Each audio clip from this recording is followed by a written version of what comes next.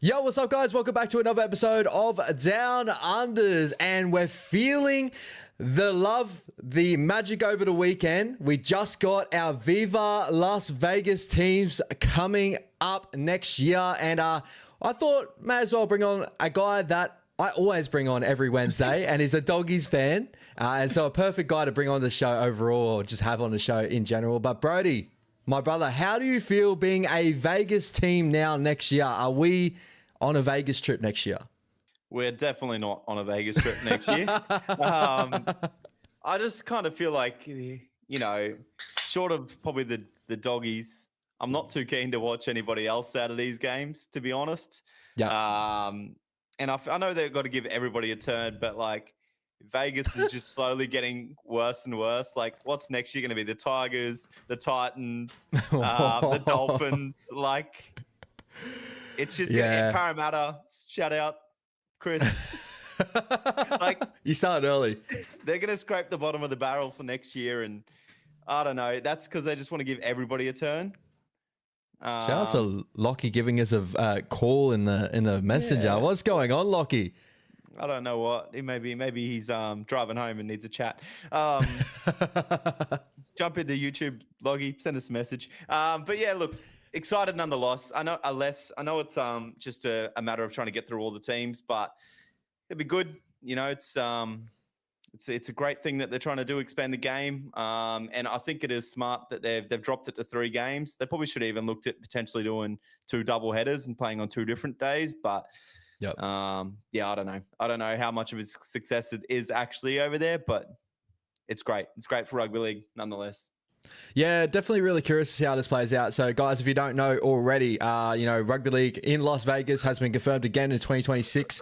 As it's been, I think it's been confirmed till 2027 or 28, right? We're in Vegas from memory. So they'll get through all the teams. Yeah, pretty much. So it will be the Canterbury Bankstown Bulldogs, the St. George Illawarra Dragons, Newcastle Knights, and the North Queensland Cowboys going over to Vegas next year in 2026. That has been confirmed today. And also, just judging on this news story here, the Dogs will play the Dragons. So a decent little matchup out of all the teams that are going over there. And the Newcastle Knights will play the Cowboys. And also, our Super League matchup will have Hull KR versus Leeds, which is actually a really good matchup. I'm pretty sure Hull's had a really good year so far to their standard in Super League, and Leeds, as we know, I've been trying to follow Leeds as much as possible, but Brad Arthur's been coaching Leeds, and we're getting a couple of guys in the Warriors, one guy from the Warriors from Leeds, very talented junior, so very, very curious to see how that plays out on the big stage. But also, the big talking point out of this, we'll get a little bit more to the games and stuff, but the women's game has been pulled. I think this is going to start making news stories. Obviously, you know, women's game, it is such a big, I wouldn't say like as a touchy point, but what's your thoughts on that? Obviously, the women's game last year, the Australian Jillaroos just absolutely dominated the English side, and whether it was a lot of questions whether that was a really good representation of the women's game on the world stage. What's your thoughts on them pulling the women's game? Did you think that maybe they should have just rescheduled it as a better women's game, like Australia versus New Zealand? Like, where are your head at with that sort of thought in general? Yeah, look, I don't think it's a matter of, I don't know, did I just mute me? Can you still hear me? Nah, I can still hear you. All right, sweet. I thought I might have just muted myself. I don't think it's not like a gender thing, in my opinion, why they pulled it. No. I think you're 100% right. The game that they had on, what was it, 84-0, something like that. I think 90s. Yeah, 90s. Like, it's just not a good game to watch. On top of that, they already got 4 games on the one day. The crowd's going to get a bit over it at that point, if you ask me. And it makes sense to pull the women's game because their season hasn't even started by then. And, you're not really going to get a great matchup. You can't really run an Origin, like a Queensland versus New South Wales would be a much better game. But they haven't started their season. And then what are they going to do? Come back to Australia in summer and run two more Origins like at the start of the season? Like, it just doesn't make sense to have the women's game. They haven't had their season started yet, and it's hard to find a really good matchup. And dropping it back to 3 games, I like that they're keeping the Super League, especially if, Volandis is looking to dip his toes into Super League and branch into that and try and make that bigger. It makes sense to have them go to Vegas with 2 of our NRL teams, in my opinion, anyway. Yeah, no, I'm right there with your point. Like, I think that if they were to actually do a women's game over there, like Australia and New Zealand's probably the only one, like, that's probably viable for even doing that. And as you said, it's kind of in a really tricky point of the season for the women's game, because the Australian women or the NRLW women, they are barely even in their preseasons in that moment, right? And they're starting off for their BMD seasons or their Lisa Cup season in New South Wales. So there's a lot of different things that, like, I think that happens actually maybe a month after that. So you're right. Like, the Australian Jillaroos, they went over there pretty much, not having any games under their belt, like really just trained in for that game in general. I'm pretty sure the English women actually play a little bit of their periods before that. So they probably came in a little bit more, what would you say? Like they're used to be obviously the contact and stuff, and that still played out the way it did. So I probably agree with you. I think that watchers fatigue probably did settle in as well during that game. 100%. It was tough that I think that game was right in the middle of the Warriors game and the last game as well. They didn't have the two NRL games to finish off. I think they had the Jillaroos in the middle of it from memory, right? No, I think they started Super League, then women's, then the two NRL. Yes. From memory or something like that, but you started to get viewer fatigue at the last game, which was, like, for me probably the most exciting game of the Panthers versus the Sharkies, right? Yeah, and that kind of happens with Magic Round with 3 games on the one day, let alone 4. So makes sense in my opinion. And they shouldn't 100%. take it as a men versus women thing. It just makes sense for that game to be pulled out of those 3. Yeah, and I totally agree with you on that sort of point as well. And I hope it doesn't get put that way, but you can kind of see the writing in the stars to certain people or political parties or something like that. They'll sink their teeth into this and kind of spin it into a whole different way. After the news article you just told me before we jumped on, it would not surprise me. Oh my God. Yeah. And we may touch on that a little bit later too, guys. We're touching on, obviously one of the big comebacks of the weekend, but yeah. So very, very excited for Vegas coming up, bro. 2026, obviously your doggies versus the Dragons, a pretty solid matchup for what we've seen this year. I know the Dragons have probably been up and down in form more so late, but they've shown some big glimpses of good footy lately. The Dogs have been on fire. I think that's probably the more interesting game out of the two. Like Newcastle aren't really firing a shot this year. They'll get Dylan Brown though. Does that excite you? Like, how are you feeling about the matchups there, as you kind of touched on before and alluded to? Yeah, I don't know. Depending where the Knights, the Dragons finish this year, I don't know how much of a fan base they'll have that will want to do it.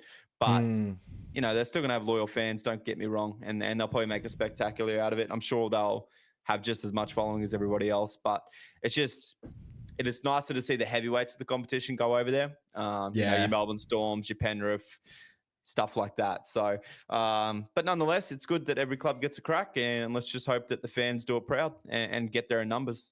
Yeah, we'll have to wait. I'm pretty sure Melbourne haven't been over there just yet. And I think there was a rumor that Melbourne don't want to go over there. I don't know how that's going to play out. But very, very curious to see how this plays out, guys. And just best believe those Doggies fans are going to be turning out in so many. They're going to take over Vegas.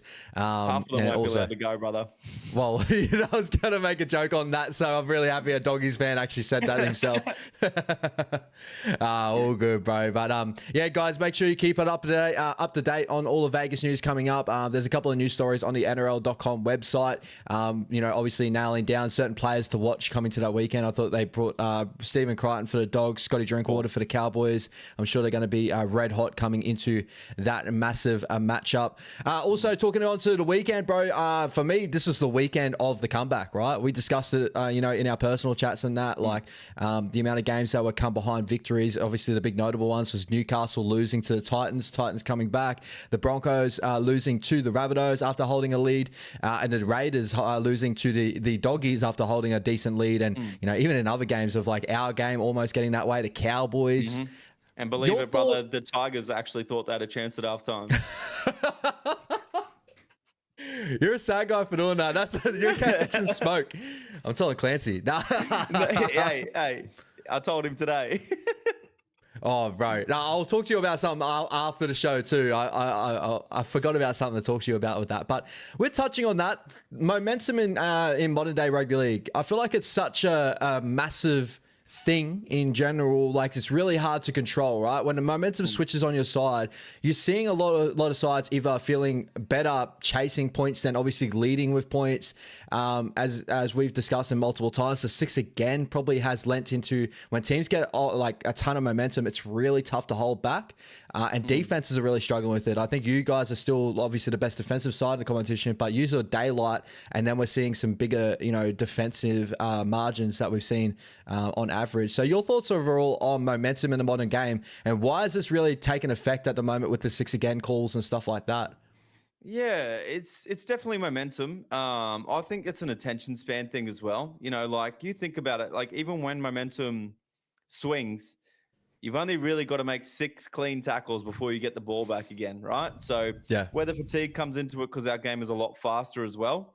Yeah, it's crazy that so many teams are blowing leads and decent leads as well, where the other team doesn't look even in the game. In particularly the Bulldogs game, we didn't look in that game at all. Yeah. So it just shows how much a halftime reset is really benefiting as well.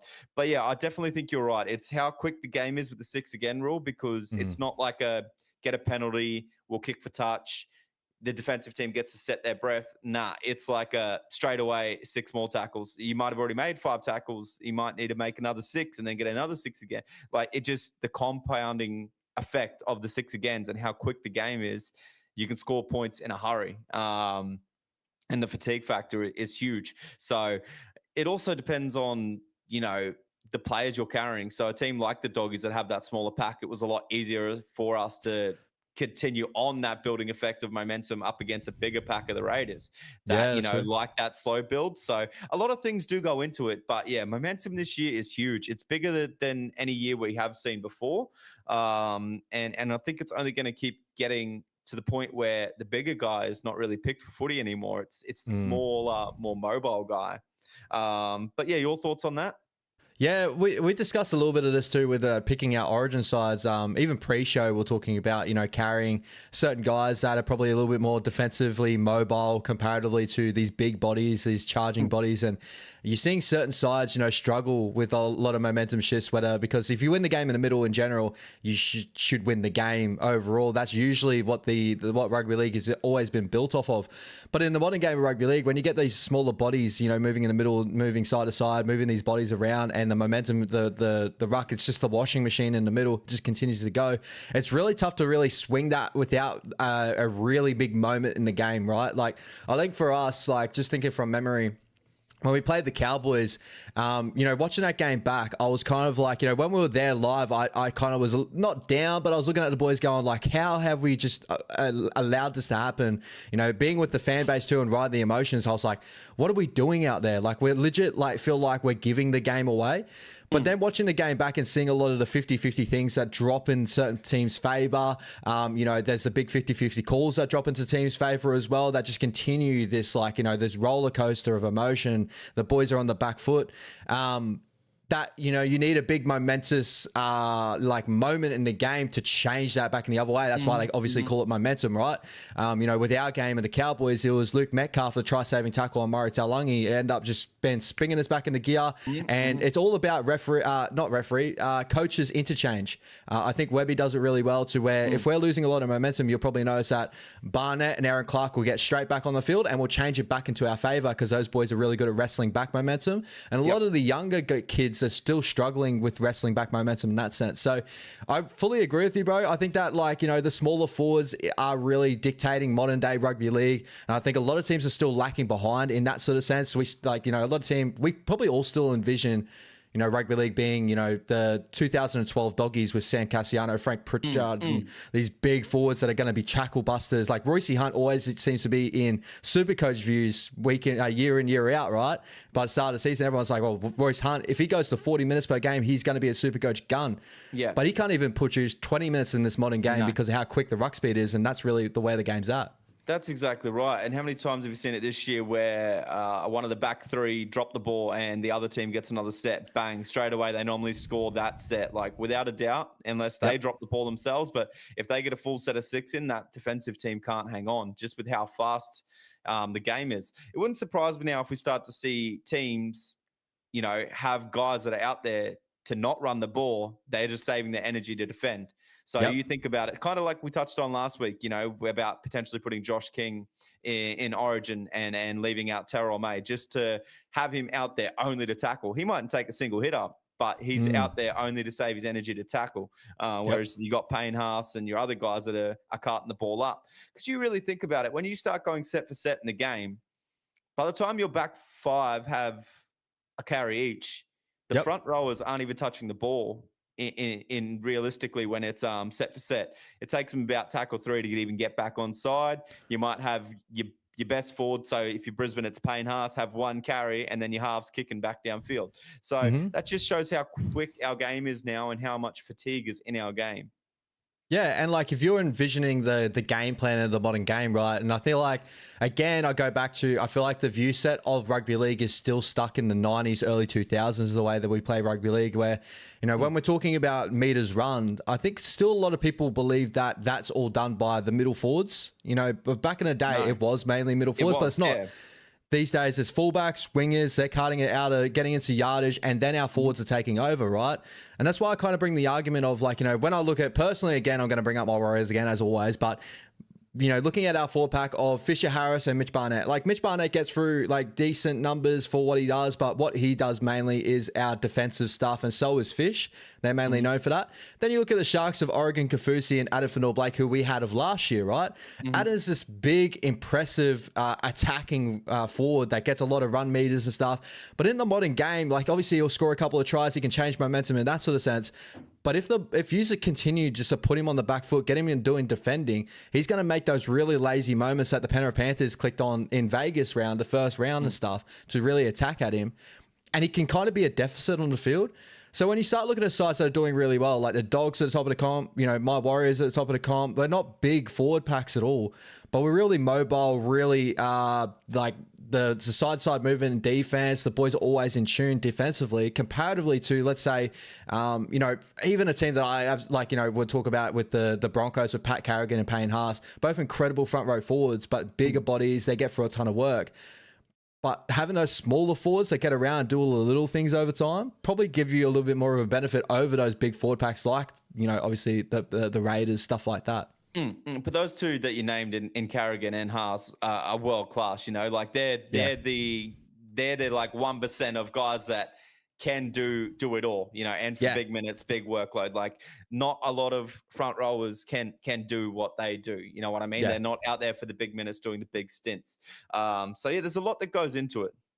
Yeah, and like just lastly on that point too, is like when you look at all the teams that have won, you know, the premiership in the last how many years, like obviously the Panthers 4 in a row and that, but when you look at their forward packs, like you can really touch, there's no big, you know, intense, like 200 meter eater front row forward there. They're all defensive, work hard type of front row forwards. Mostly Leota, Fish. Workload, you know, it is. Your forward packs all around that 80 to 100 meters. You know, no one's, like you said, unless there's a line break from a front rower, which is hardly ever, you don't really see them pushing that 180. That's all your outside backs. Yeah, it's the difference in the modern game now. It's more of a shared workload. It's not just one beast going after it. 100%. Shard Lockie in the chat. My bad boys was calling on the way home. All good, brother. Hopefully one day we can just get you on. Maybe that could be one day to get you on in the future. I'll Bluetooth you to something or whatever and get you in. Or we actually see you still alive and Maddie's just not on your phone. I knew that was coming. What a call. What a call. Shout out to Lockie. Stefan Boy, what's happening, bros? Are the Doggies and the Warriors defenses systems the same? Very similar. Very similar. Obviously, Serraldo put that into... Here we go. Great minds think alike. Obviously, Serraldo put that defensive system into the Penrith Panthers, and I think Webby, when he was there with the Penrith Panthers, they were the two assistant coaches. I think they've taken that away with themselves, and obviously Ivan probably had a little bit to do with it, but from what all I've heard, that Serraldo's made that system, and I feel like Penrith, us, and you guys, and even little bits, probably the Tigers are trying to do very similar things as well, are trying to take those systems away and use them for ourselves. So if you actually watch the Dogs and the way they defend, it's very similar to how we defend. That's the reason why I talk about, a lot of people are talking about Dallin Martinez-Lesniak defending over the weekend, but not understanding the way our system kind of works. So, but yeah, I thought I'd just jump on that while we have it. I think, we'll probably end it that momentum talk on that note, right? Yeah, 100%, 100%. It's just the modern game, and it's whatever teams can adapt to it quick is the ones that get the front foot. You know, we've seen Melbourne adapt to the new way of the game for so many years, and that's why they stay on top. Whereas other teams will have a good 5-year period, and then something will change in the game, and then they'll start to lack. But Melbourne just seemed they got onto the wrestle first. You know, they got onto the more mobile pack first. They're one of a kind coaching, Melbourne. Yeah. Shout out to X Defiant Updates. Thank you so much for jumping in, my bro. Obviously, guys, this is a live show, as you all know. So feel free to jump into the chat. But we've got another doggy supporter in the chat. Shout out. Where is Chris? Where is Chris? We need Chris in the chat. Parramatta Eels fan that was going at BRODIE last week for the women's losses, obviously, overall in the grand final. But, you know, the Dogs getting a nice win in New South Wales Cup, and BRODIE was all keen. But Chris has not turned up this week. But shout out to X Defiant Updates. Thank you so much for coming through, my bro. You know, hopefully, you know, we do this every Wednesday, so feel free to jump in every week and give us your thoughts over the weekend as well. Let us know if you play Supercoach, brother.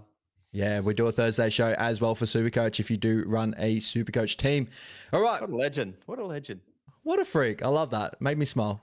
Who do you boys support? BRODIE is a Dog supporter and I'm a Warriors supporter, mate. So, yeah. It's probably the one time I haven't got a Doggies jersey on to make it obvious either. I know, and I'm not wearing anything Warriors right now, so it's been a weird day today, right? Anyway, moving over to the games of the weekend, bro. First of all, I want to touch on probably one of the bigger games over the weekend due to the moments that happened in this game. Latrell Mitchell just absolutely taking over. You know, talking about the comebacks, the Broncos going into halftime 14-0. Latrell with the massive field goal, 48 out, and then we may as well touch on the try at the end of the game as well. But your thoughts overall on the Rabbitohs 22-14 and Latrell's performance there?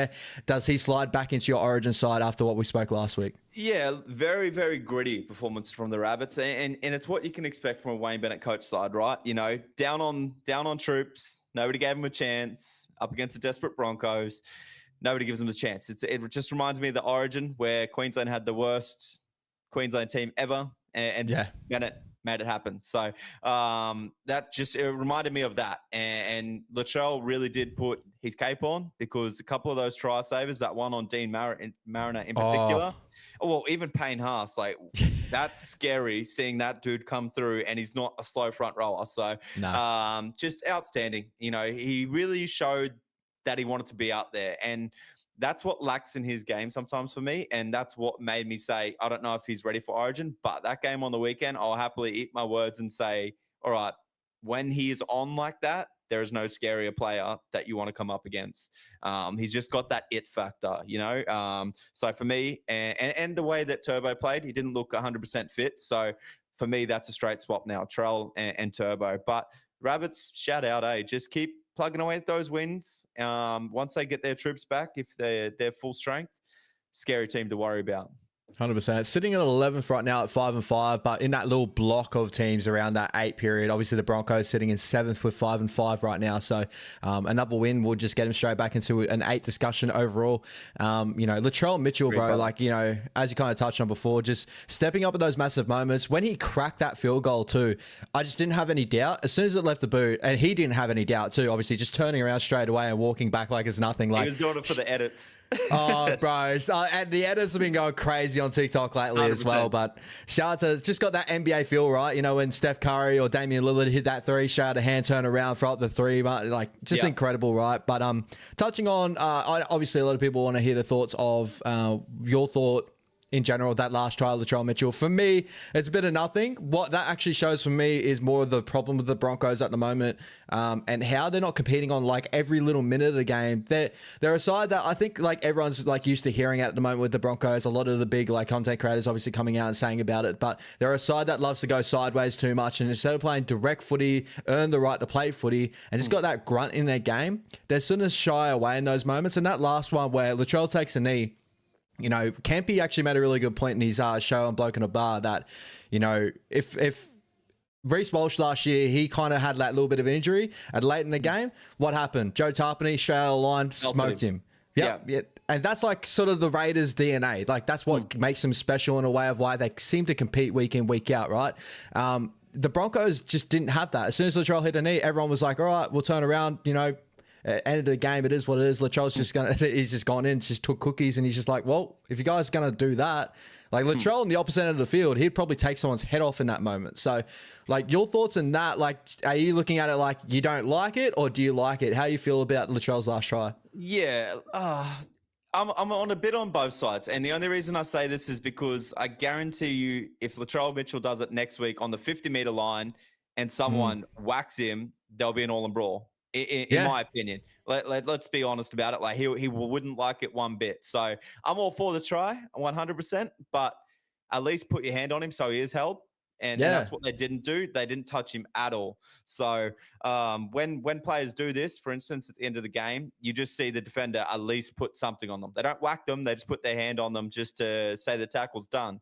The Broncos didn't do that at all. So to me, that's their fault. But Latrell needs to keep that same energy if he does it again next week at the 50-meter line and somebody belts him. Because, as much as the Broncos ran in when Walsh got smoked by Tarpany, he copped it sweet. He was like, yeah, all right, fair enough. But yeah, I just think that it would be an all-in brawl if somebody did it to Latrell, Yeah, I could definitely see that aspect of it. And obviously, we know Broncos fans at work, right? And they're going absolutely mental for it. It's like, why? That. But, I'm sure if the Broncos did it as well on the opposite end of the spectrum, because a lot of it is like, we're NRL fans. We're hypocritical in a lot of ways, right? So if the Broncos did, let's say, Reece Selwyn Cobbo did exactly the same thing. I think Broncos fans would be like laughing and be like, well, played to the whistle. What are you talking about, right? So I feel like that's probably where that comes in. But again, I think it just amplifies where the Broncos are at the moment and just their competitiveness. 100%. And I think that, they should really look into that area of their game. Selwyn Cobbo at fullback, he had a Selwyn Cobbo type game. We've been kind of touching on this for a little while. All the errors. Just the Broncos need to really find the love for the grind. But shout out to the Rabbitohs, Wayne Bennett's put that into their game. And it's really translated this year with them competing with all the injury troubles they've been having through just the season in general, right? Yeah, 100%. It just, you're right. It amplifies the Broncos. I hate that shit. And now that the more you mention it, the more I think about it, is like, just because the game's over, you'll see a defensive team just like really go slow about their work, jog it up, make sure. That's a chance for the defensive team to just come out and fucking smoke them. And they don't do it just on the last tackle. They really slow down the play for like that last whole set of 6. That's the time that the defense should be pissed off that they're about to lose the game and just come out and whack them. Like, it's the player's fault that rule is that unspoken rule has been there to gently tackle them on the last tackle and stuff like that. Just fuck that. It's a defensive game. It's an aggressive game. You've lost or you're about to lose.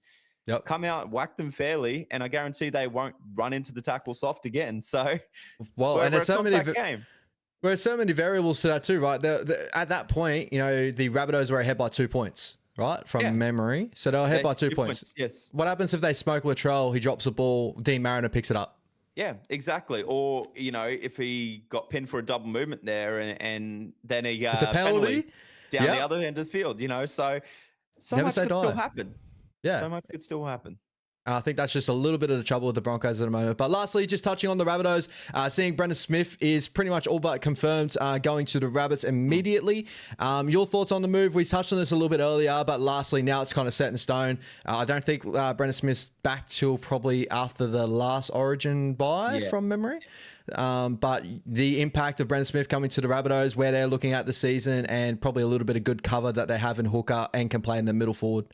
Yeah, I like it for them. Obviously with Cam Murray out for the season, gone as well. I really like the move for the Rabbits. Hopefully Smith can come back fit, ready. And then if he gets back to that Melbourne sort of form, which anybody that can bring it out of him is Wayne Bennett, it'll be a great buy for them. Like you said, it'll be great cover, starting at hooker, moving to the front row, bring in Peter off the bench. I think it's a great move for the Rabbits. I'm keen to see Brendan Smith get back out there. He's a good character of the game, and I hope that he is fit and happy. A happy Brendan Smith is a happy rugby league, in my opinion. He hasn't been too happy at the Roosters. And from what I heard too, I think Peter Mamazoulis is back before Brendan Smith's due to be back off injury. Your favourite position for Brendan Smith? I think we spoke about this last time, but you're a middle forward type man for him, or maybe starting in hooker, then moving to a middle forward? Yeah.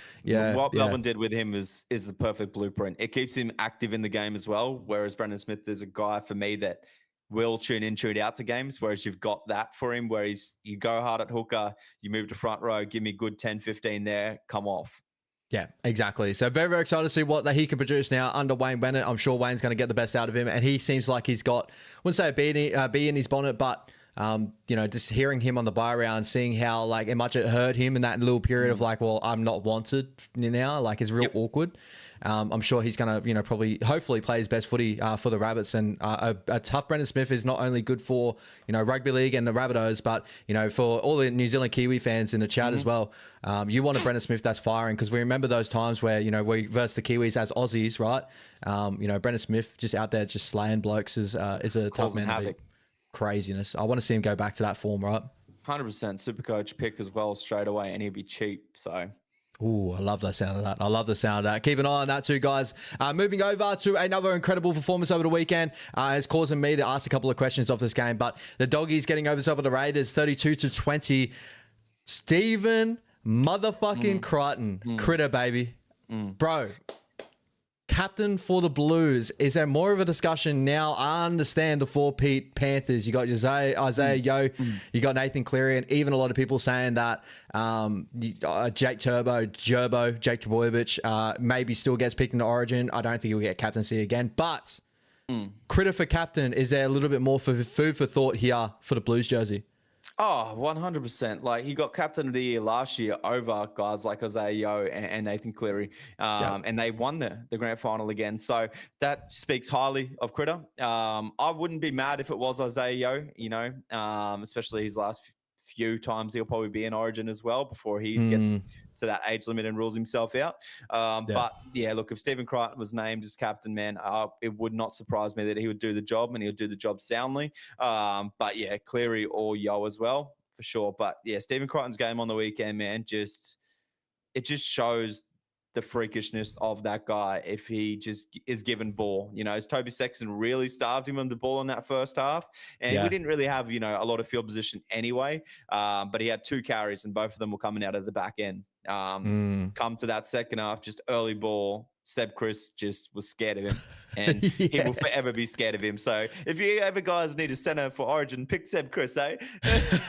No, we found out he's a Kiwi, bro, so don't worry about that. Well, he's a Maroon, but a Kiwi. Yeah, I pick him for New Zealand.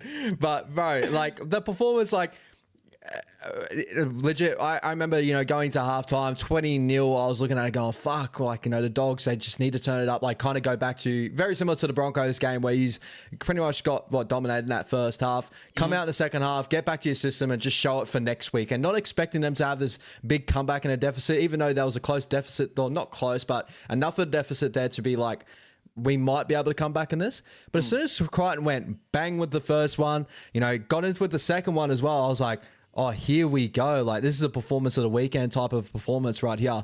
Critter's not just doing it, with his, he's running, obviously defensively, we all know him for that. His goal kicking's been incredible, even though he's missed a couple in this game that lost his streak. Yeah. Bro, just a performance in general to get the Dogs off of the canvas to get him back in. That just shows why he's the captain of the Bulldogs at the moment. Why you guys have taken a step into your development, probably a step further than what you all expected. Is this man right here, man? He's really changed your organization as soon as he stepped in. It's the aura, bro. It's just natural born leader. What he has not only brung to the Doggies, but to the game.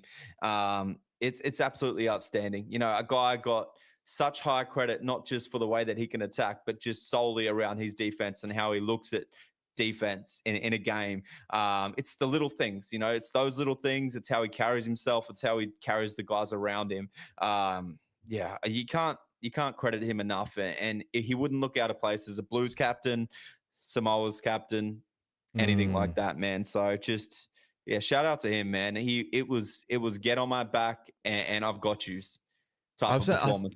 I would say that he's still probably got the best win percentage at the moment as well. Remember all that chat of him leaving the Panthers and him having an 80% win percentage overall, and everyone thinking he's going to lose that, but then the Dogs have the season of last year, and this year these guys only lost one game.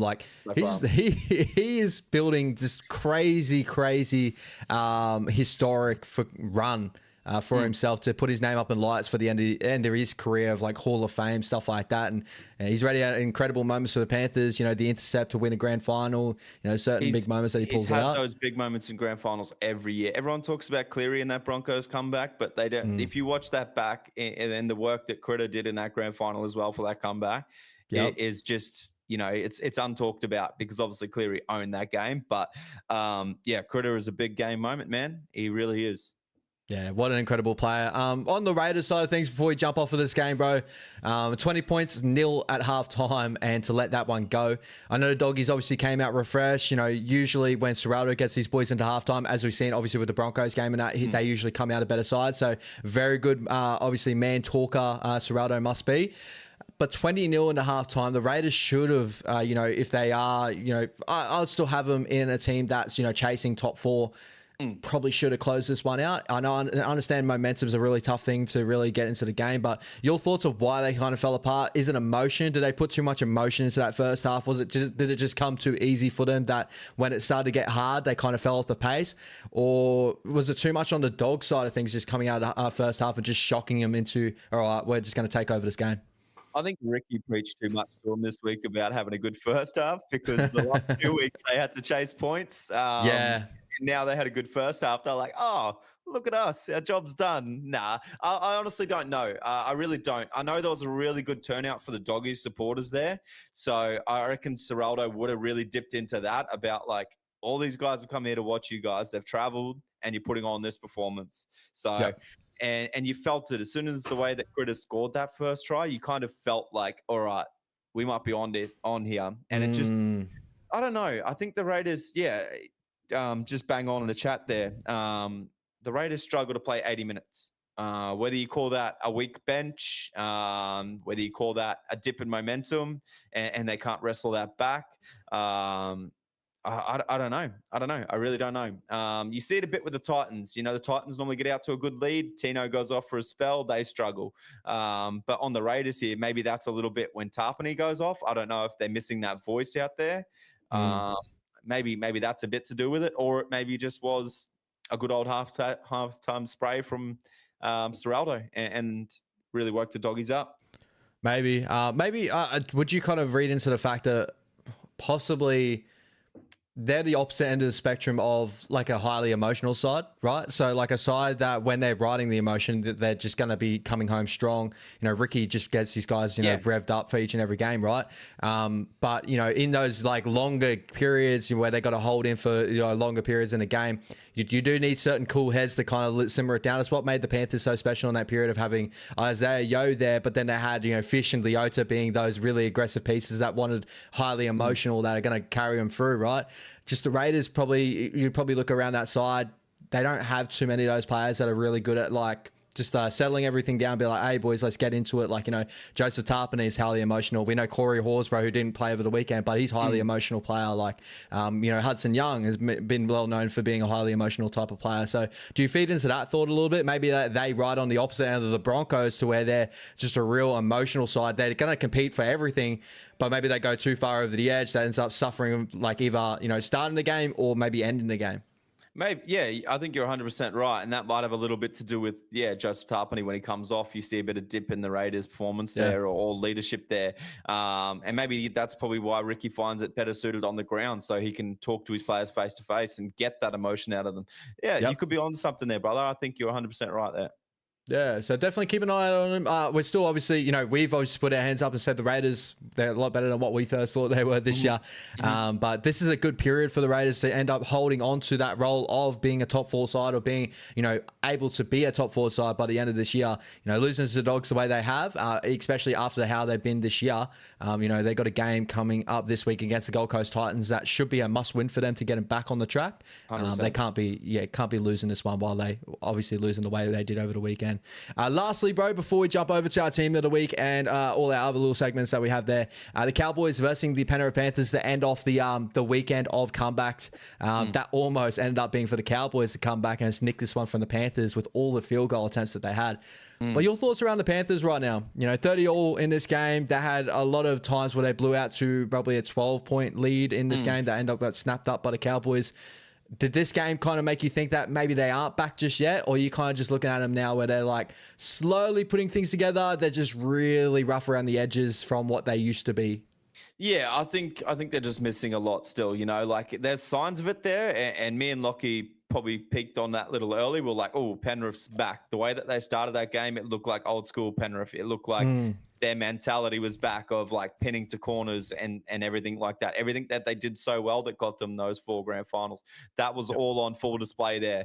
But it's pretty typical of a Cowboys performance as well. Like as soon as they get a sniff of momentum, they're so good in attack.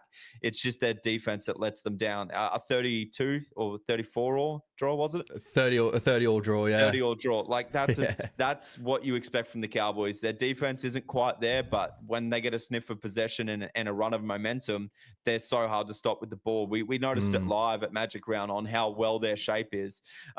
So I kind of think that Penrith just ran into that, and Penrith not being fully at their peak that they used to be at, and that's expected. They're missing so many good players that they've lost over the years. I think that's what's kind of holding them back from winning those games that last year you've seen them find a way to win. I think that's the difference for them this year. So yes, not quite back to what they were used to be, but I don't think we'll ever see them back to what they used to be. Yeah, and like, to be fair, as we continue to touch on, through the season, the more you kind of look at the Panthers and like the players that they've lost and the players they've filled in with, there's certain like guys that are playing great footy for them, but obviously they're just not to the level just yet of what they lost through the period before. And 100%. We'll touch on a couple of those guys with our team of the week too, because, obviously a big one, Blake Salungi, having a great performance in this one. He's still such a young kid. He obviously a lot of trials and tribulation, a lot of people thinking like we thought, like I believe that still he's not his greatest position being the number 6, but he's slowly settling in that 6 jersey for the Panthers and having a decent game. I think that you're 100% right. I think this game, touching on it when before the game, it's like the Cowboys were always going to be a real tough one for the whole, like, is the Panthers back right now discussion? Because as we saw at Magic Round, when the Cowboys get a sniff or something and they're attacking shapes on their momentum is just running, they're really hard to hold out. And just the system that the Panthers run with, what we run with, what you guys run with defensively, the Cowboys attacking system attacks that so well with their shape they run on the outside. And Scotty Drinkwater, that has the ability to play those 3-on-2 so well that, what our defensive systems try to make him do is to cause the variable on the outside. He was wheeling and dealing out there. And shout out to Jeremiah Nenai and all that, also having decent moments in this game. But Robert Derby, bro, that was honestly the biggest rocks and diamonds game maybe I've seen in a long period of time. Yeah, that poor dude was under assault, wasn't he? And then, like, I'm glad he got the challenge that went his way. I was a little bit worried for him there. Like, he was just kind of challenging, hoping that he didn't knock on again. So I'm glad that went his way. Yeah, 100%. I actually thought by the end of the game, I was like, I bet you anything, Robert Derby be the one to score the game-winning try or something in this motion. Yeah, and he ended up scoring the 71st minute, and I think he had a little opportunity as well later on in the game when I think it was all tied up, and I was like, here it is, but unfortunately not going the way. So still keep an eye out, guys. The Panthers, they definitely need to pick up games now. Like it's a period now, they're going to Origin, they need to pick up some sort of form, but they're not just the Panthers just yet, but they're still a system that is growing, and when they get into their form, they're going to be a tough team mid to late this season for the run home. Well, that's exactly right. And I think at this stage, they're not tipped to lose anyone next year. So everybody that they got this year, they should have again with another off season, another preseason, and then another year together to build into what they used to be.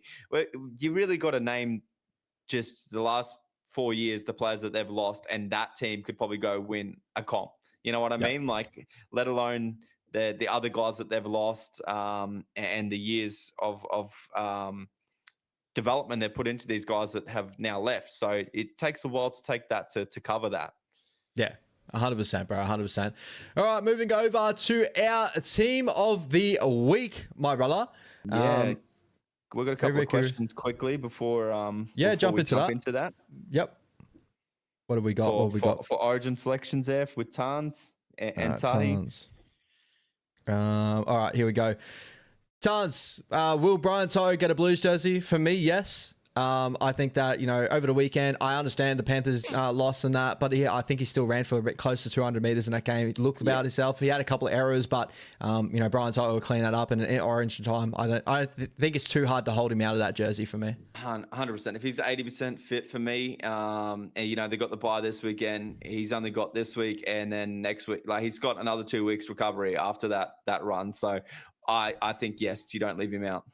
All right, next one. Tahi, bro. Does Lomax get a shot if he plays well? For me, if he plays well, yes. 1 week back of that. If he's hampered with injury, we'll have that the same discussion with Tom Trbojevic, right? That we saw over the weekend that we're kind of looking at going, is he okay?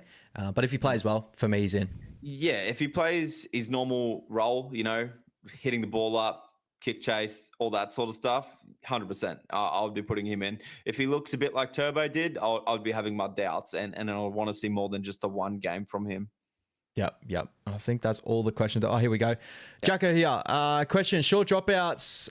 Why are league players not lifting like they do in Union? It is a massive advantage. And so is it illegal or something? So I'm pretty sure I've got queried about this last night on Wise Up TV.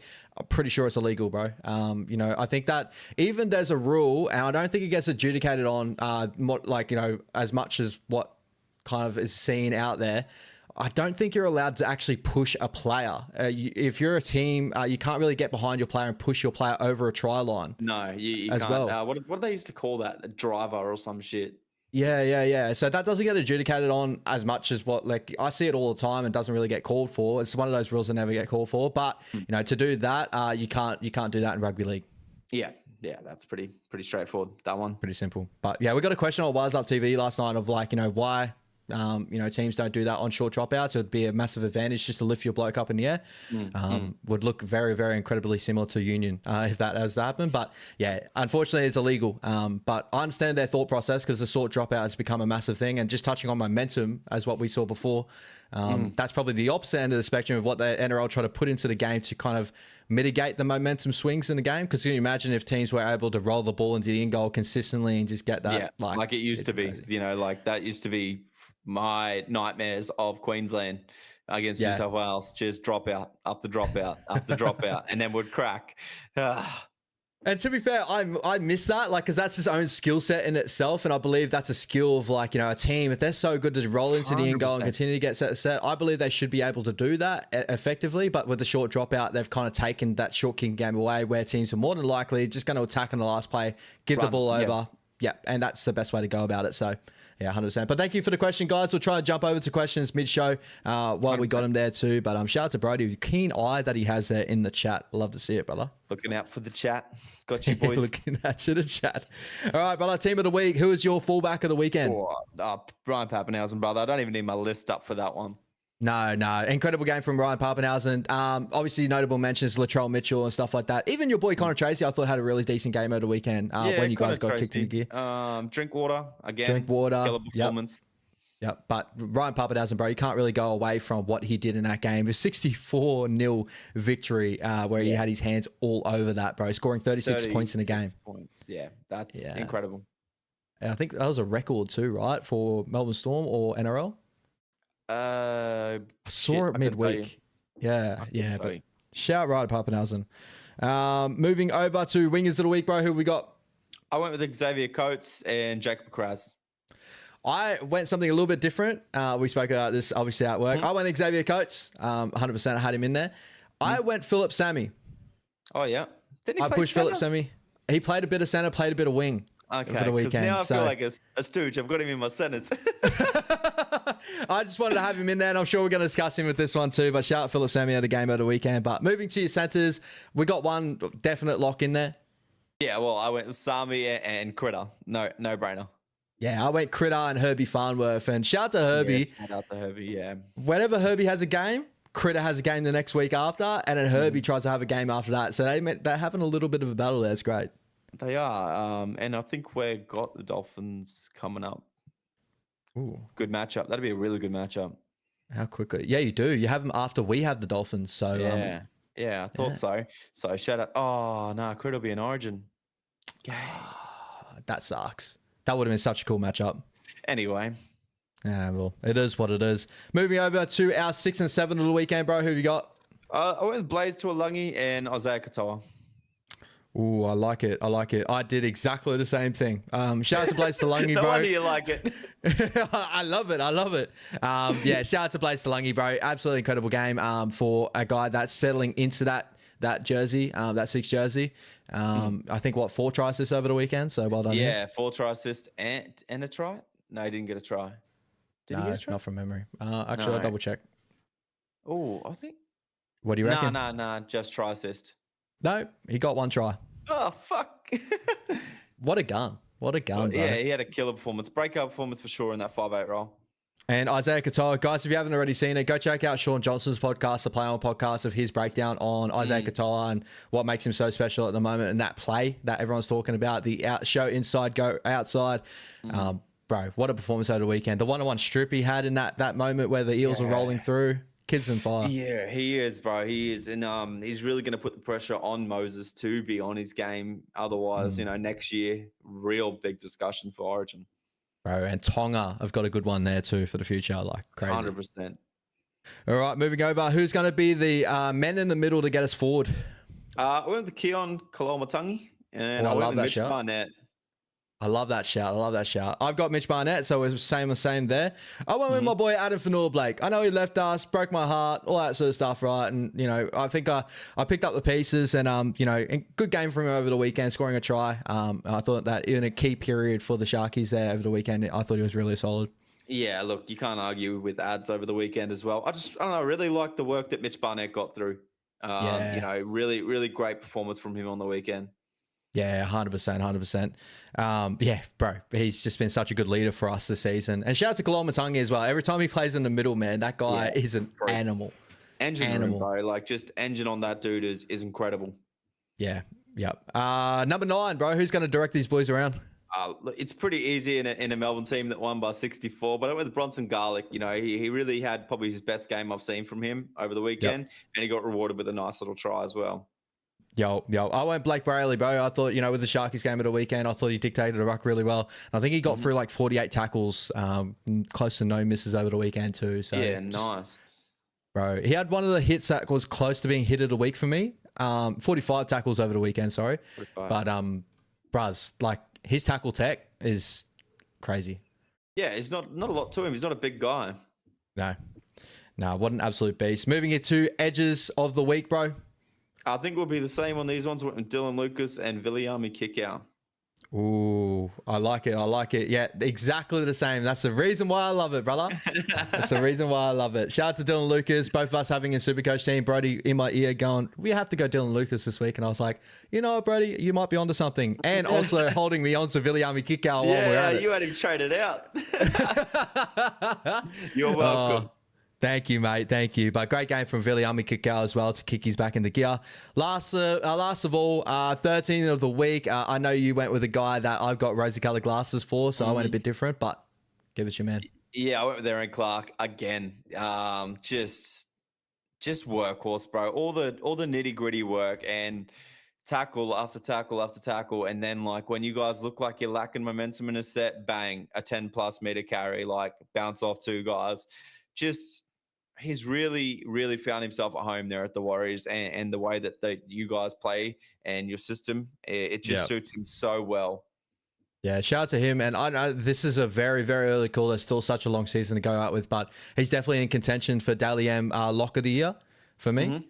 Isaiah Yo's just locked in to the lock forward role. Dad joke right there. I see it. I got you. But also, value by the week of the season as well, I believe. Terrell May could probably in a discussion for buy of the season, right? I think Aaron Clark will be pushing him sometime soon.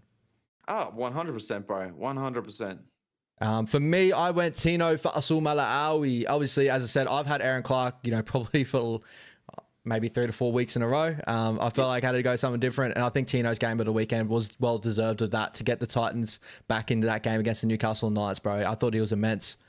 I don't think you've had a different lock other than Tino and Aaron Clark this year, to be honest, fella. Yeah, maybe like Isaiah Yo for round 1 and Magic round, and other than that, maybe not. I'm trying to think if I had exactly Yo, but I don't think you've said any other lock other than Tino and Aaron Clark. Bro, shout out to those two. Been incredible. And like, it's kind of showing like Isaiah Yeo and the Panthers form at the moment is just like whether Isaiah Yeo is just so consistent. And even then, like, I don't think he's had the full control of the game as what he's used to. But those two other boys are definitely stepping up in that area to maybe get lock of the season. But 100%. 100%. It might be a different lock this year. have you seen Tino's stats after that game too? Like, obviously it was noticeable there, but 244 meters, 92 post contact meters, 2 line break assists, and add with that 39 tackles in the middle. Freak, bro. Just a freak. And like he gets like a 5-minute spell, if that. Yeah, it's so wild. A guy's an absolute machine. Like a forward pack of Payne Haas, him, and Adam Fedor-Blake or something like that. Is anyone else? Maybe Joe Tarpany or something? Like that, that would be just a murderer's row. It would be, but they'll be fighting each other for the ball. Yeah, that's fair. That's fair. Shout out to the Samoan forward pack by the end of the year too, right? Oh, literally. Scary. Craziness. All right, brother.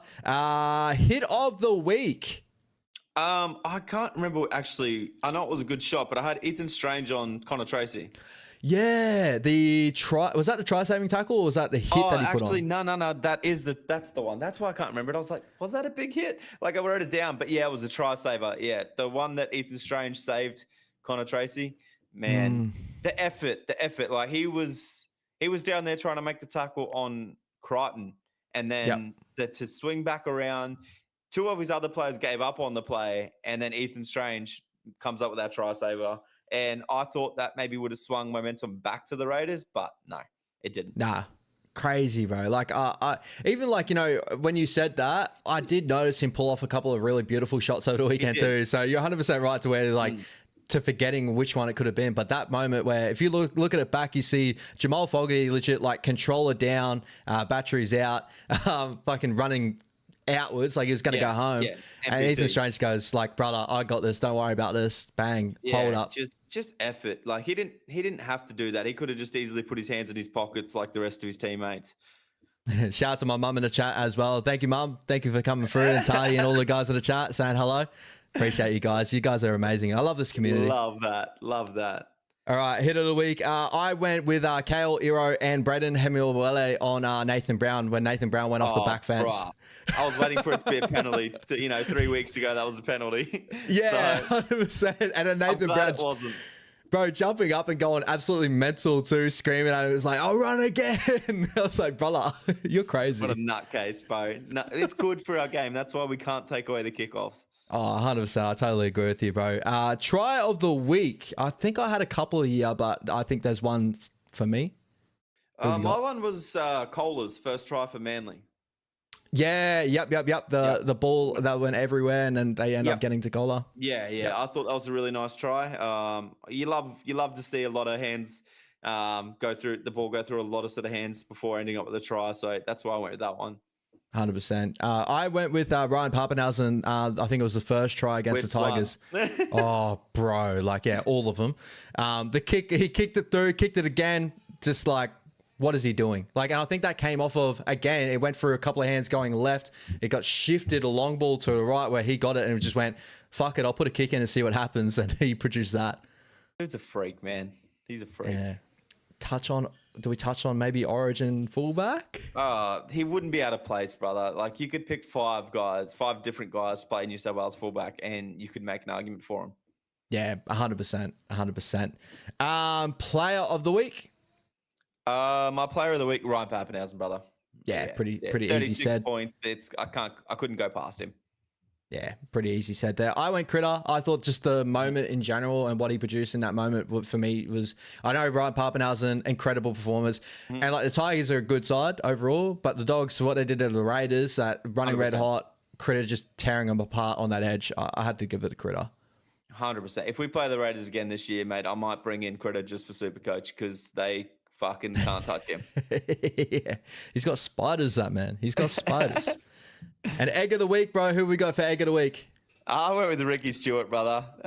Just comes back to haunt him again, those comments. We've seen a video from Magic Round get surfaced and then, just again, to be reminded again that Jamin Salmon hates him and loves to score a try against him.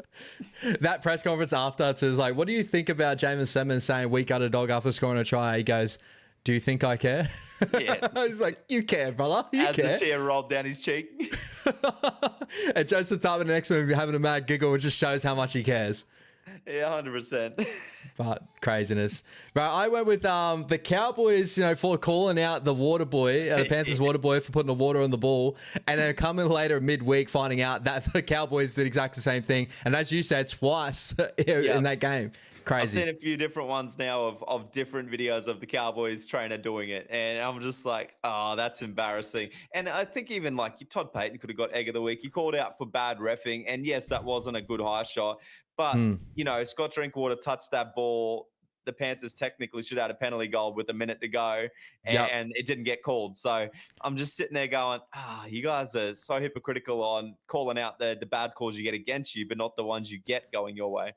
Yeah, 100%. Hey, I agree with him in the sense of like the refereeing in that game definitely was subpar, but like, for him to say that it was all on them, there's definitely not all on them, right? There was that moment on the opposite end for them. There was that moment. I think it was the last play of the game where the Cowboys end up defending the Panthers. The Panthers knocked the ball on. I think it was Blaise Talangi. No, I think it was Tom Jenkins knocked the ball on and Blaise Talangi was actually in front of the play and he picks up the ball at the front of the play. It would have been a penalty about 40 out. Oh, there you go. There you go. So there was a lot of that in that game. That's the one that you brought up, and I think that happened in a key moment in that game as well. So that happened, a minute before Golden Point. So Panthers could have had it done before it even went to Golden Point. So crazy. But I love our egg of the week segment. Always brings out the goods. It brings out a funny story or two. All right, move over to the games of the weekend, brother. So the first game of the weekend, we got Newcastle Knights versus the Parramatta Eels at McDonald Jones Stadium. Shout out to the ads that continue to pop up week in, week out.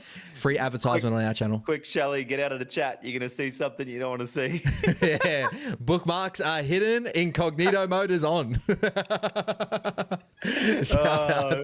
I love you, Mum. And shout out to all the guys loving my mum in the chat too, guys. You're making me blush. All the kind things she's saying. I'm not the man you think I am, but all right, moving over to the game over the weekend. No more out of your mouth, Brody. Continuing on.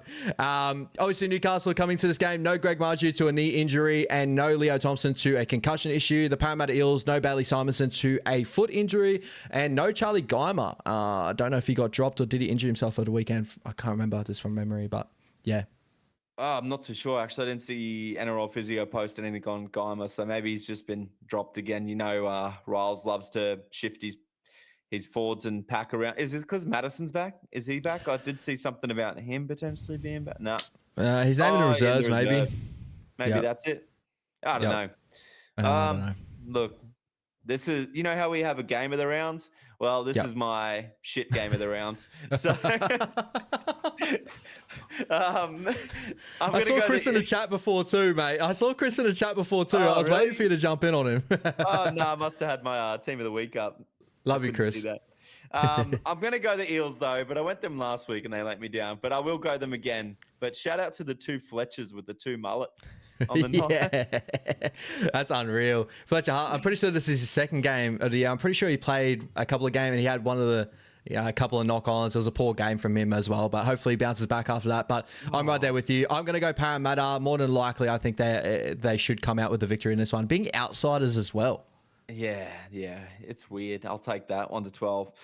We've also got Warriors Forever asking if we're doing an Origin prediction, brother. We did ours last week, so we wanted to get on the front foot and get in before everybody else.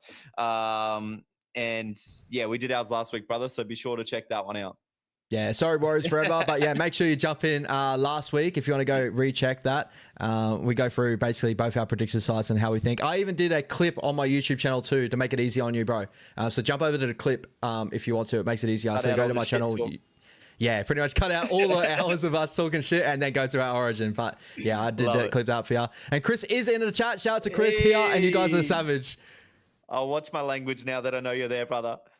You don't want to talk about New South Wales Cup over the weekend or nah, look, he's already been hurt enough. He's been hurt enough. I love it, bro. I love it. While we're talking about your doggies, bro, the Canterbury Bankstown Bulldogs versus the Sydney Roosters at a core stadium. Your home game. Hopefully the doggies bring out a massive crowd again going up in Sydney. That'll be incredible to see. But in this one, obviously, you're hampered a little bit to injury. No James Seaman. He's out for a long period of time, unfortunately. But shout out to your man, Luke Smith, on debut, coming into the bench here. You know, we've seen a little bit of highlights and stuff over him. You've touched on him before. Looks like a decent little edge back row you have. Pushes through the line very well. Support player. I'm very excited to see what we see out of him. But your thoughts on this game, bro? Where are you sitting with the dogs in this one? Yeah, I'm interested in that we're this heavy of favourites. I know, you know, we had that good performance on the weekend, but we are missing a lot of recruits here. Chriso. Look, you're a Parramatta supporter, brother. I'm sure you're getting roasted every day. Continuing on. I'm surprised we're heavy favourites in this one. You know, the Roosters haven't been too bad. You know, they're coming fresh off a bye. Lindsay Collins is back. And we've got another injury. So, you know, our top squad isn't there really at all. I love that we've got that faith now in the rugby league community to be favourites, but I think this is a lot harder of a game than that actually shows. But I will take my boys this week. I tipped against them last week, and I think maybe I'll jinx them this week. Maybe I'll go the Roosters. I'll go the Roosters 1-12. Angus Crichton to score. No. I think our boys will be okay, but I think there might be a late change. I don't know about Hayes on the starting there, but I am keen to get some recruits back. I love Jack Underhill there in the reserves. It's going to look like he's going to be 18th man this week, if not come in late. I love that shout. But yeah, I'll go the doggies 1-12, but I reckon Angus Crichton anytime try scorer. Yeah, I'm right there with you on the doggies 1-12. I think that, you know, as you said, this is a little bit of a tougher game because the Roosters, even though where they're placed on the ladder, they're starting to kick back into form. They've like slowly found their game. You know, they've got hard running forwards like Spencer Leniu and Nafahu White that can really, you know, maybe trouble the early defense. I know your doggies defense is incredibly strong in the middle, but, you know, those big mobile forwards the last couple of weeks, they've got onto early starts against your boys until your boys wrestle back the contest. So I'm going 1-12. I think you guys will end up having a really good tussle early and just bring it home late for a 1-12 victory. Let's hope, brother. And Ty, he's trying to get some secrets. Mate, you got to tune in tomorrow. Leave him waiting, baby. Leave him waiting. Shout out, bro. Moving over to the first game on the Saturday, we got the Dolphins versus my New Zealand Warriors at Suncorp Stadium. Me and Brody will be at this game. That's the reason why I'm unable to do a live stream on Wise Up TV, our watch along. But we will be at this game going absolutely hammers. So any guys, Brisbane Warriors fans out there want to come say hello to us. So we'll be in the in Bay 333. So going to be very exciting.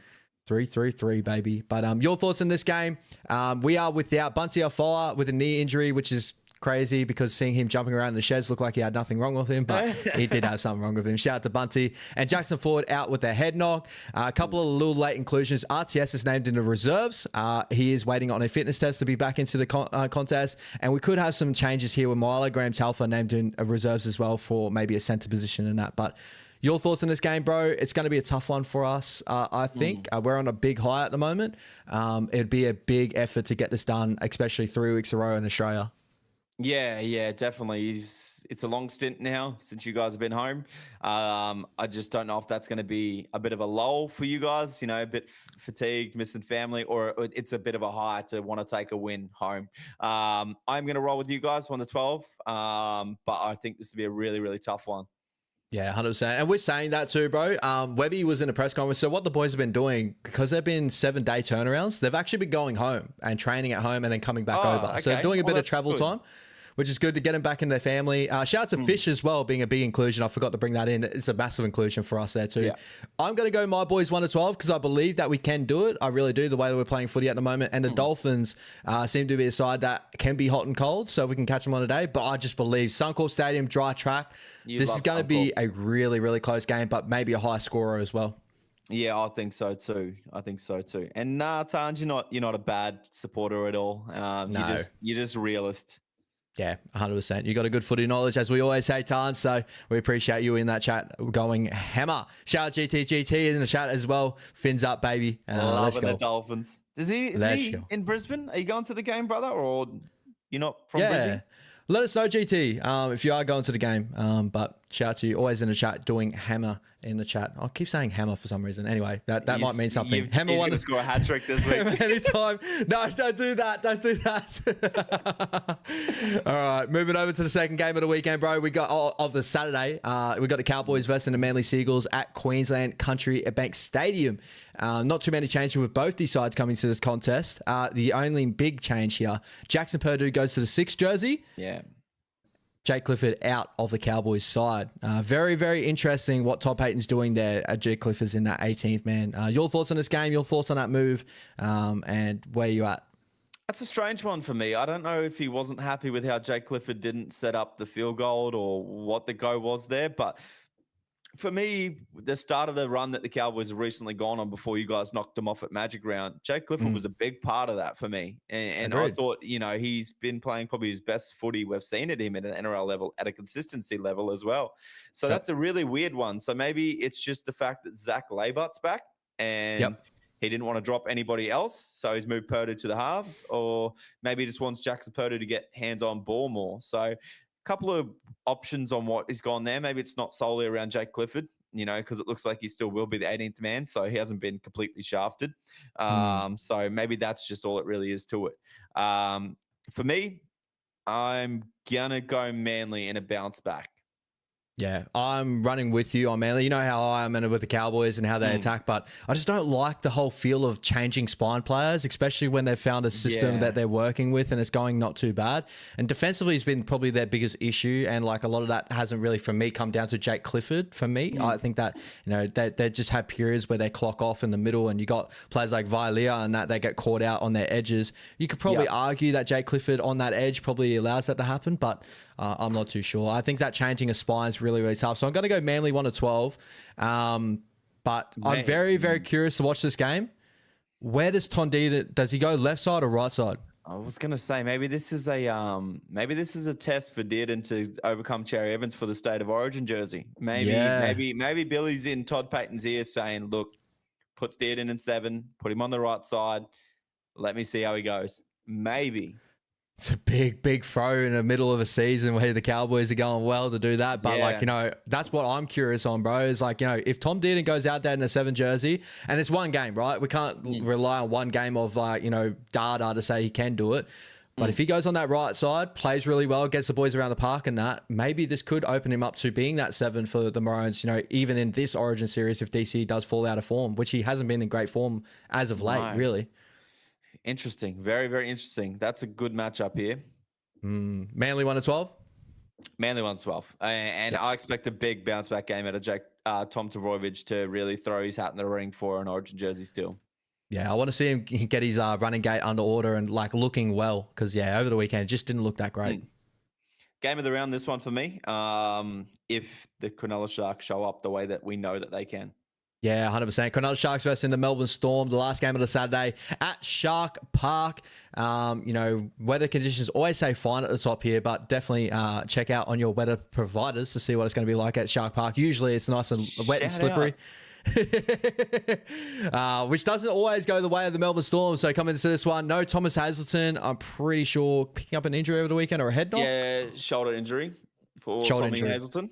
Yep. And with the Melbourne Storm, pretty much top to bottom with Harry Grant named in reserves. He's got to go for a fitness test before he can get into the side. So wait and see. Teague Wilton also named in reserves there too. So it could be maybe double late inclusions there for both sides here. Sifa Talakai coming back off a concussion. Your thoughts on this game, bro? As I kind of said before, if it is a wet, slippery track at Shark Park, which it usually is on a Saturday night, depending on rain as well, does that favour the Sharks more so to you, or do you think the Melbourne Storm will be too classy the way they're going at the moment? I'm going to go Melbourne. I'm going to go Melbourne, but in a close one. I reckon it'll be Melbourne 1-12 for me, and I reckon we'll see Harry Grant play. Again, chucking his hat in the ring for an Origin jersey. And quickly shout out to Big Nelson. Big Nelson is back last week, and he had a killer performance, and we didn't really touch on that too much, but drops back out this week. Maybe not that good of a performance. I thought he was pretty solid over the weekend, and watching him in shout out to the boys in Q Cup that have to deal with that man, and Lazarus Vaalepu as well. I think they're the 1-2 punch for the Sunny Coast Falcons. I saw him over the weekend, and not the weekend before, and I was like, I feel for those boys that are plumbers and electricians on the week and having to go against that big juggernaut over the weekend. Craziness, simply bro. wouldn't. Oh, bro, it's like, wow, like chippies aren't even lugging like timber big enough to like carry that, man. It's fucking crazy. But yeah, I'm going Melbourne Storm 1-12. Mainly judging on the fact I think Harry Grant does come back into this lineup, and I think that's really key for this game here. I think that like with the Sharkies middle forwards, if Harry Grant's able to control the ruck, as we spoke about before, I think they can really wheel and deal and cause a lot of havoc. If he's not in the lineup, I think this is a really, really close game. But I'm gonna go Melbourne 1-12. With the chance of maybe blowing out 13 plus late. Yep, with the Roosters playing Friday night. Yep. And the Storm playing Saturday, and they probably won't adjust if Harry Grant's in or not until Saturday. Are you going to risk it putting Harry Grant into Yorker? Or are we waiting until tomorrow night? At the moment, I've switched out Harry Grant. I've got Sandon Smith in there right now. Okay. So you'll play with Sandon Smith, or you thinking to even just risk Harry Grant and play without a hooker? I think I'm just going to go Sandon Smith just to be safe. I think that Harry Grant coming off of an injury, I'm still just going to be like, I'll sit you there. I'm on my bench. I know this is a little bit like, through the origin period, I'm not going to get him anyway. Hey. But okay. Yeah, I think that might be the play, but that's definitely, I've been thinking about that for a little bit. So shout out to you for, getting into my head and pulling out that query right now. I know you, mate. Too long. Oh, bro, fucking oath. Shout out to Krishan in the chat. Thank you so much for the $2 super chat. Hi, Ash. Krishan, how you going? How are you going? Feel free to answer that back with another super chat, but no queries. Appreciate you, bro. Thank you so much for obviously dropping a super chat. And also when I call you, bro, it's not gender wise or anything as well. So I just want to shout that out as well. But shout out to you. Thank you so much, Krishan. We do appreciate your $2 super chat. Thank you. All right. Moving over to the first game on the Sunday, we got the Broncos versus the Dragons at Suncorp Stadium. For some reason, this would always be a Broncos away game. No, I'm just joking. It's a Broncos home game this weekend. The big news in this one, Toby Couchman out with injury. No, I'm just joking. Ezra Mam is back from... It is definitely big news. That is big news. It is big news. But Ezra Mam back off of a Q Cup performance over the weekend. Your thoughts on this game? Again, guys, as I said before, Toby Couchman out due to a shoulder injury. So Jack DeBellin comes in off the bench to start off at the front. But your thoughts on this game here? Does Ezra Mam change anything for you at the moment with Broncos? It's not Ezra that's changing my tip to be the Broncos this week. It's waiting for the penny to drop with them. I still don't like their bench. I don't know what Ben Decora's got to do to get a spot. He's not even named in their reserves this week. So I thought he was all right. Like Ben Decora, sorry. I thought you were Brendan Peake. No. Continue. Ben Decora. Yeah. I don't know what he's got to do to get a spot in Madge's team. Like, I get we spoke about momentum and the bigger bodies not being a bigger part these days in this game, but I don't think Fletcher Baker's been good. I'm not liking the two hooker look. I thought Piacora has been really good. I thought he deserves to keep his starting spot, and I love the Xavier Willison off the bench to bring something when Haas and Carrigan go off. Yep. And I don't know, maybe Madge is just secretly still fucking Queensland and just deliberately playing up with the Broncos. I don't know. For me, I've got to go the Broncos, just being at home. The Dragons aren't showing enough for me. Obviously I'm a bit unlucky on the weekend, but I'm gonna go the Broncos 1-12. From memory, I think the Broncos last year came into this game on that skid and they got blown out by the Dragons from memory, and Christian Tuilipolottu had the game of his life and he's screaming at the Suncorp fans going like, get fucked and all that sort of stuff. But anyway, good man. But obviously that man's not in this weekend. So that's going to change my bet to the Broncos 1-12 with you. But I agree with you, bro. Like looking at this lineup, this man here, what are you doing there on that bench? Like you got Ben Tekora, you got Xavier Willison, you got all these other guys that can fill in these sort of roles here. Even if you're going off of these guys, like Jaden Hunt, I know he's had a couple of errors in his game the last couple of weeks. Another one that I don't like. I enjoy a little bit of his game. I've seen good enough in his game to be in that bench, but Chuck might need a power in there to spell fucking Payne Haas 10 minutes. Anyway. Ben Tekora has been. Yeah, Keep shit well, in the yeah. bed. I don't care.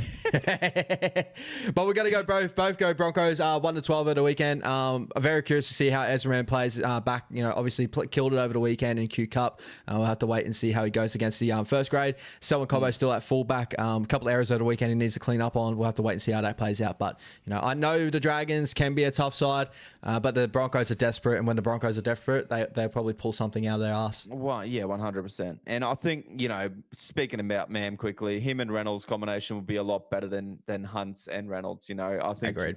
Mam plays second fiddle and support play really well. Yeah, agreed, bro. Agreed. Moving over to the second game on the Sunday, we got the Canberra Raiders versus the Gold Coast Titans. We kind of touched on this a little bit earlier in the show. Big game for the Canberra Raiders to bounce back off of the Doggies game over the weekend. It is at GIO. Fucking hell. Shout out to Scott. Shout out to Scott. Definitely not. But this has thrown me. Matty Nicholson out for the Canberra Raiders, unfortunately. Yeah, and Isaac Fa'asul Mala'awi out, obviously, the Gold Coast Titans. I'm pretty sure he got knocked out over the weekend as well. So I'm going to go Raiders 13 plus. Yep, same. I think Corey Horsburgh back in the lineup helps them a little bit as well. As we know with the Titans this year, we just don't know what we're going to get. They've come off a win. Do they go back to back? We're not too sure. It's the Gold Coast Titans. The Raiders, for a team of what they've been this year, they've definitely proven that they are a better team than a lot of give most for. So I'm going to go Raiders 13 plus in this one at home. On the bench. Yeah. Very good little inclusion. Maybe the 6. I've heard a rumor of him to 6 and AJ going to fullback too. Okay, yeah, that probably makes a lot more sense for me. But nonetheless, whichever way they go, Raiders 13 plus in this one for me. Yep. Shout out to Josh Patson sitting there in the reserves. Very, very talented edge back roller playing for Ipswich Jets. I'm sure that he'll be around abouts at some time in the future. So keep an eye on that name there. Moving over. Got to be quick on this. 3 Sunday games this week.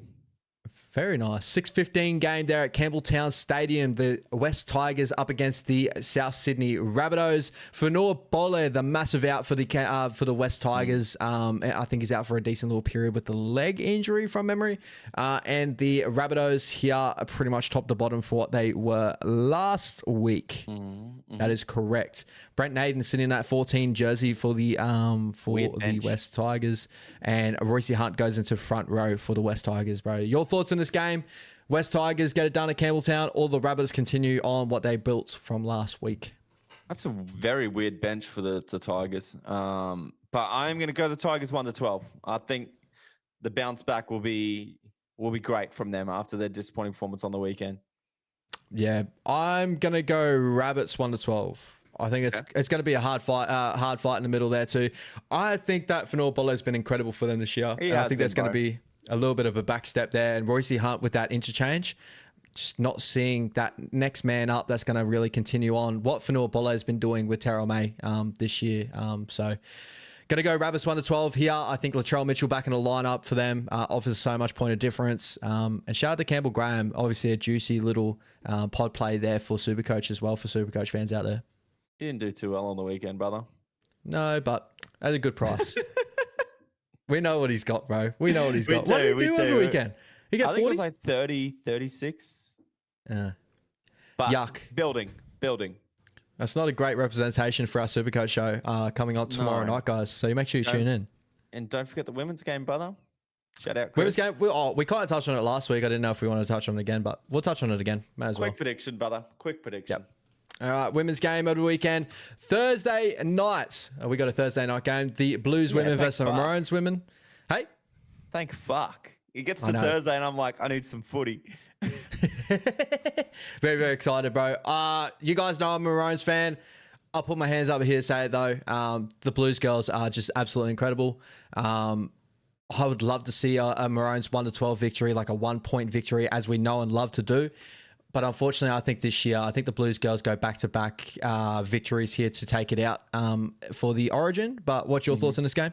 Yeah, I'm going to go the Blues 1-12. I think it'll be a lot closer. I think you'll see Tamika Upton come into her own a lot here. But yeah, I'm just thinking that the troops that the Blues have at this point in time is just too much. So yeah, it showed just classic Maroon pedigree to make this one a close one and get a win to bring it back into a decider. But just the way those Blues girls played in the first game and consistently continue to turn up. Jessie Southwell, she continues to have those sort of games where just rolling the ball into the end goal, backing your defense or backing your attacking systems.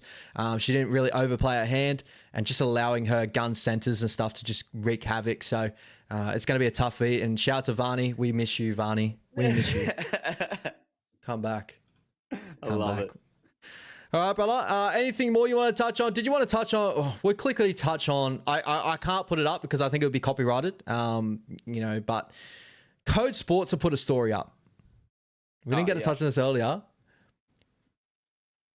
Oh my god! What is that? Can you hear that? You yes, can hear I that. Can.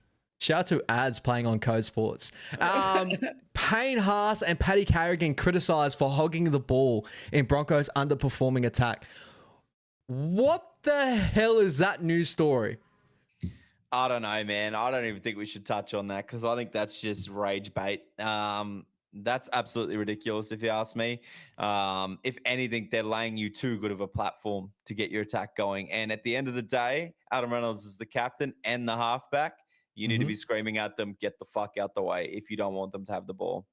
Does no one else look at them and go like they're going too sideways? Like they're playing too much fuck it footy in moments and they're not playing direct enough? Like, yes. I thought that's such a crazy news story, but I knew we were going to touch on it at one point in the show. So I thought that I'll bring that up at that point there, but yeah, bro, just crazy, just crazy. But anything... That's just rage bait. And for me, just quickly, shout out to another Aussie champion in the UFC, Jack Della Maddalena. Absolutely killer performance on the weekend. And to bring that championship home, outstanding, honestly. Tough opponent. And it's only going to get tougher now with Islam vacating lightweight and coming up. But shout out to the Perth boy and always got to get behind the Anzacs there. Yep. Yeah, 100%. Shout out to Jack. He's been absolutely killing it in the UFC, a big rise. I didn't actually, when I first saw Jack, I was like, I thought he's an incredible talent, but I thought he'd be that like top 5 sort of talent and probably struggle to get into those like really top end, right? But for him to step it up and win a championship off the back of like Bilal, that, I know a lot of people complain about how Bilal fights and that, but he's a really good point fighter. Obviously a great wrestler that controls it, dictates the match. And I thought Jack came in with a great game plan there, and probably the mind games really played a good factor in that one. And he looked really, really solid. So very, very excited to see what he can do if he can back it up again and continue to hold off for the Aussies out there. And shout out to Izzy, all the guys, jumping on and shouting out. We got a really nice Oceania, fighters over here that are doing incredible things in the UFC. 100%. Shout out, Chris. I don't hate you, brother. We love you a lot here. It's great banter. Shout out to Jack being a menace on the mic as well, shouting out subtly. I don't think that's Ian Gary's kid. Nobody really picked up on it, but man, that's just the low key funny. It's already building that potential matchup down the line. And then shout out to him also as well. He got asked, what do you want done with your body? And he said he wants to become ashes and have Craig Jones snort him. I don't know how I feel about that. Shout out to Craig Jones, bro. He always gets himself in these sticky situations, and but he also seems to be a guy that whatever gets him into camp, he seems to be a Dagestani nightmare because he seems to be a guy that has a little bit of the key to controlling these Dagestani wrestlers out there too. So shout out to Craig Jones. If anyone wants a real funny Instagram follow, go follow Craig Jones. He's probably the second best jiu-jitsu artist in the world right now. If you know your jiu-jitsu, and incredible.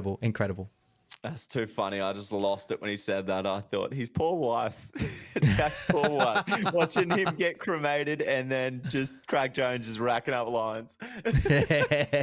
But shout out to the chat tonight too, guys. Before we jet off, thank you so much. It's been an incredible show. You guys have been absolutely mental. I think this is 2 weeks in a row we've had 2 of our better shows this year with Down Unders, so we really appreciate that. X-Defiant updates, thank you so much for coming through for first time viewer and obviously leaving us with so much great comments out there to make us smile. Scott Wood jumping in as well, and all our usuals, Tarns, Chris jumping in, great banter with Chris, Tahi, Jazz, all guys incredible. But hope you guys enjoy the weekend. Nothing more you got to touch on, eh? Nothing, brother. See you guys tomorrow night for some Super Coach if you guys are down. Let's go, baby. Let's go. Meet us tomorrow night, guys, with our trade talks, our Origin trade talks and all that. Very, very excited for the weekend coming. But thank you so much, guys. Take it easy. Peace out. Up the was.